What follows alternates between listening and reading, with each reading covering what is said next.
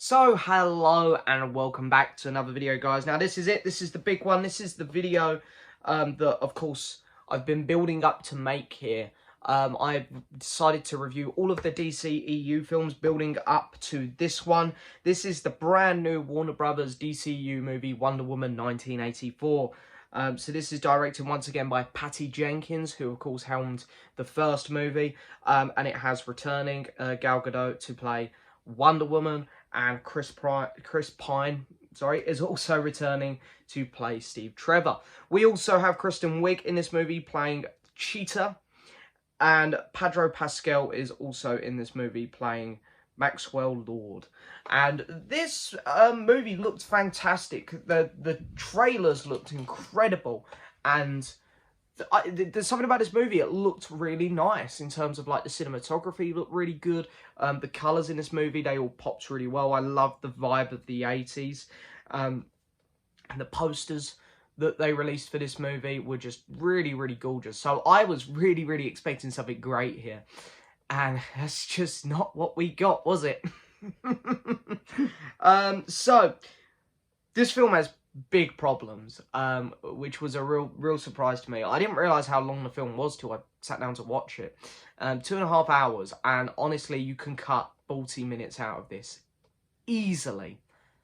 I remember messaging Ryan, my podcast co-host, about 40 minutes into it, and I said, man, like, barely anything has happened in these first 40 minutes. Like, barely anything. It was like, everything that's been done in the first 40 minutes could have been wrapped up in 5 to 10 minutes.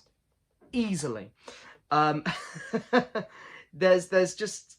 The one scene I did really like was when you see her younger, when she's taking part in this tournament thing. That was really good. And a lot of the action sequences are filmed really well. Typical DC fashion, the action sequences always are. There's a convoy scene, which is a bit... There's some silly stuff that happens in it where Wonder Woman's running along after them. But I still thought the action scenes were really well filmed. In terms of acting, I really didn't have a problem with anyone. Gal Gadot was a lot better than she was in the first movie. Chris Pine, I actually keep forgetting he was in this movie, to be honest. He wasn't given much to do, but what he had, he was good with. Kristen Wiig, who I'm not normally a fan of, was really good in this. Really good. I think she's a lot better when she's doing serious roles and not comedy roles. But for me, Pedro Pascal stole the show here. His acting capabilities were through the roof, which makes me really happy that he's taken his helmet off in The Mandalorian, so we might get to see more of his face. We might get to see some more of him in The Mandalorian now, because he stole the show here. He was fantastic in this movie.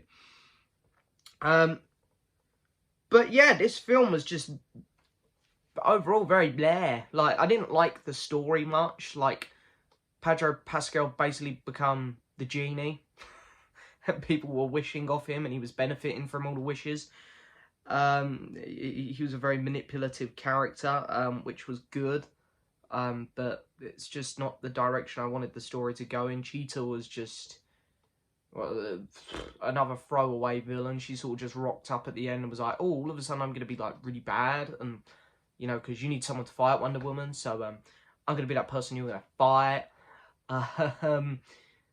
I didn't like I didn't like some of the things they done with Steve. Like, his reintroduction was very odd. Very odd how he was someone else, or his face looked a bit different and he morphed into Chris Pine. And then it's like, it got brushed under the bus very quick that he's back, and it was like, I thought this would be a bigger deal. And then when Wonder Woman wishes him away again at the end of the movie, or not wishes him away, she undoes her wish and he goes. It was very underplayed as well, which I was surprised at. I don't think I hate the way they done it, because I like the fact that it was sort of done off screen. I thought that was kind of clever, but it happened so quick. It was like, oh, okay, he's gone. That's it. He's done. He's gone. So I found stuff like that really odd. One thing I loved was a lot of the time in films where someone comes from the past into the present, is, you know, they're never as amazed as they should be by everything. It's like they almost fit straight into the real world or the current time that they're in. Whereas this Steve Trevor done it really well, actually. Old Chris Pine, you know, I think they handled this really well. He was amazed by everything. It was like, you know what, they've done a good job here with this. I quite like that. But yeah, I mean, as I say, I don't really know what else to say about this movie, to be honest. I'm already sort of lost for words. I think they went really grand with this one as well, really big. Like, at the end of the movie, the world was about to self-destruct almost. Do they remember this in the DCEU? I mean, I don't know. I mean, I would have thought maybe in Shazam, because, you know, Shazam, there's a bunch of kids, one of the kids loves superhero things. He's like, oh, remember that time that the world nearly exploded? Just stuff like this doesn't come up. It's like, I feel like when you're doing these films in the past, maybe don't go so global with it, like, you know, these big threats, like something that everyone's going to remember, because then it's like, yeah, why has this not come up since? No one has mentioned this.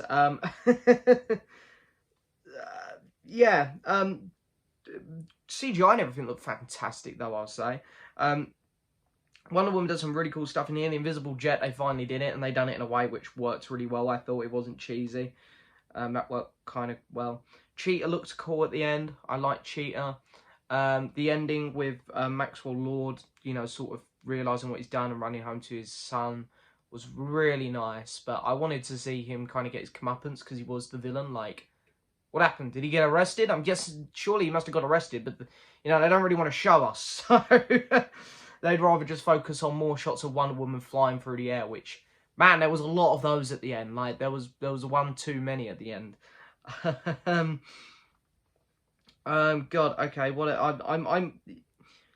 I think the best way for me to sum this up is this movie didn't have enough going on in it to warrant it being 2.5 hours long. The movie was far too long. There were moments where it was truly boring because nothing was happening. It was moving at a snail's pace.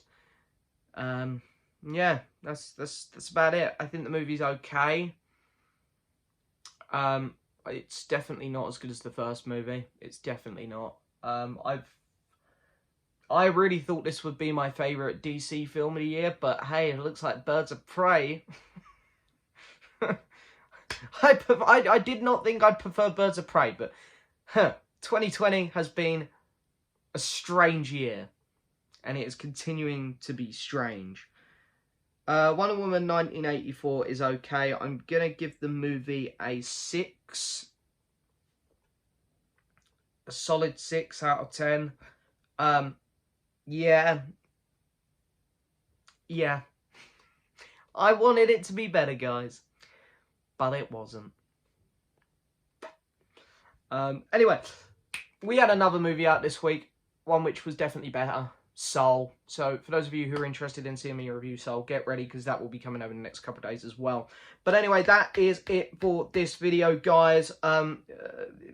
Maybe the most disappointing film of the year. I don't know. Maybe not. Maybe, you know, for me, you guys know my opinions on Tenet. Maybe this and Tenet, very disappointing for me. But what can you do? Anyway, I hope you've enjoyed this video as always, guys. Don't forget to hit that subscribe button, like the video, leave a message, and I will see you all next time for another video. Bye-bye.